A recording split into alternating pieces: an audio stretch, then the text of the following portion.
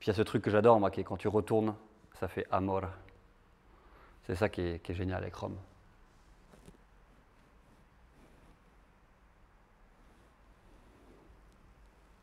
Je travaille beaucoup sur les lieux.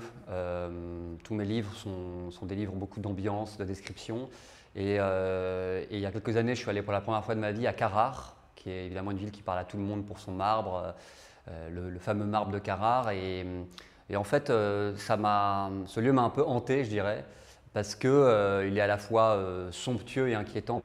Somptueux évidemment parce que cette pierre de marbre, elle est belle, elle est porteuse de rêveries, de plein de... Et en même temps inquiétant parce que c'est une montagne qu'on vient déchirer, qu'on vient blesser, c'est un lieu très bruyant, un grand chantier en fait à ciel ouvert.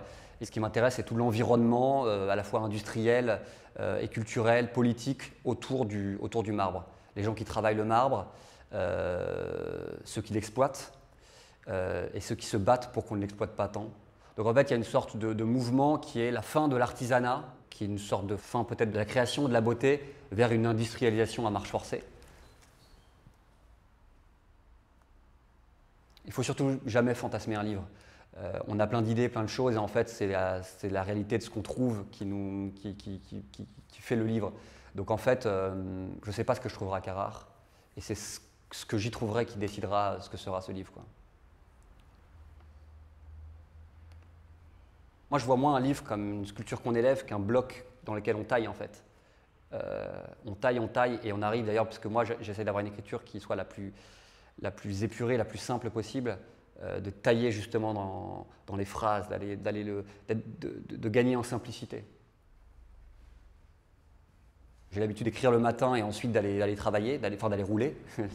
J'ai fait le... Mais parce que sur le vélo, je dénoue un certain nombre de nœuds dans l'écriture. On parlait des chroniques que j'écris dans l'équipe, mais la plupart des chroniques que j'écris, en fait, je les écris en y pensant sur le vélo.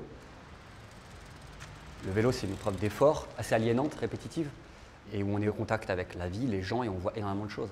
En une promenade de vélo, c'est fou ce que je vois, ce que je devine, ce que je sens, ce que je comprends.